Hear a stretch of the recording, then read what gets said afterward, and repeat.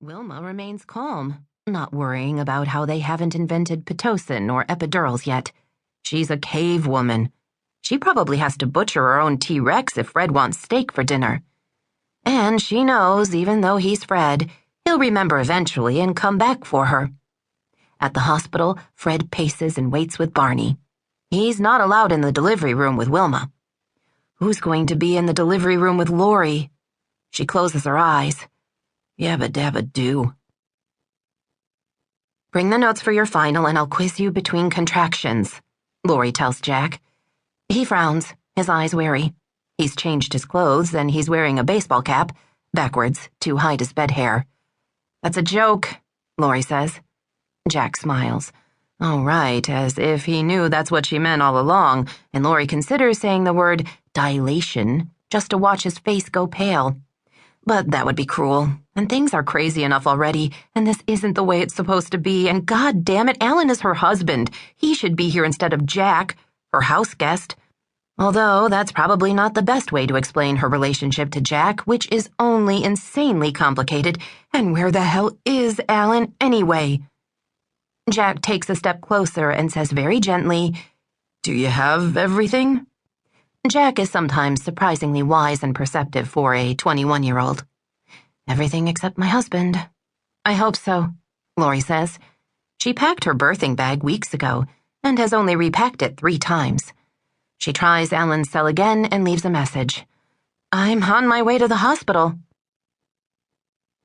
On the drive over the hill to Cedars Sinai, she times the contractions. Every 20 minutes. Good. Little chance of Jack having to pull over to the side of Coldwater Canyon so he can deliver the baby himself. The air conditioning in Jack's car is broken, so the vent above her knees blows out Arctic air, and Jack reaches in the back seat for a blanket. Sorry, he says.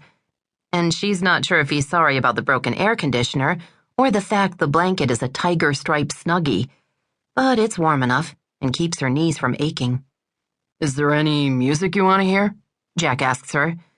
I have a labor mix on my iPod. Laurie plugs her iPod into Jack's adapter. Hits shuffle. Frank Sinatra begins to sing, I've Got the World on a String. Jack makes a face. This is your labor mix? What would you pick? Jack shrugs. I don't know. Something not as old-fashioned. Old-fashioned? It's Frank Sinatra. It's classic. Some songs, some voices, they never go out of style. I guess, if you say so. Jack doesn't sound convinced. Alan likes Frank Sinatra. Is that why she picked this song? She will try not to think about Alan. Sing to me, Frank. About rainbows. About how life is a wonderful thing. Jack's hands clutch at the steering wheel. Is he dreading what's about to happen? None of us signed up for this, Jack. She leans against the headrest. It makes a snapping sound and pops back a few inches. Sorry, I keep meaning to fix that, Jack says.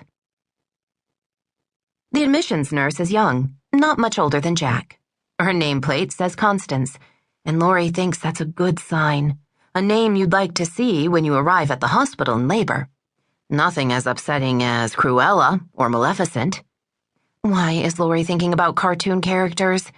Is it some symptom of early labor? They didn't mention that in Lamaze. Constance is smiling at Jack. You're first? Jack's mouth opens, but he doesn't say anything. Constance nods at Laurie. First-time fathers, you can always tell. I think it's my first, Jack says finally, but there could be more. Lots more. Laurie pats Jack on the arm. TMI. Constance flips through Laurie's file. Super, you've already done your pre-registration. You'd be surprised how many people put it off. Another smile at Jack. Do you know what you're having? I hope it's a baby, Jack says. Constance laughs, as if Jack's on stage at the Comedy Store. Laurie clears her throat. Shouldn't Constance be sending her off to a room? Laurie hears a burst of music from Jack's pocket. Cry of the Blackbirds, from Jack's current favorite metal band, Amon Amarth. Cry of the Blackbirds is ringtone code for Jack's parents. Jack pulls out his phone and moves away from the desk. Don't worry, he'll be fine, Constance says to Laurie. I know. Thank you. Laurie hopes Jack is fine, but why are his parents calling? The timing is terrible.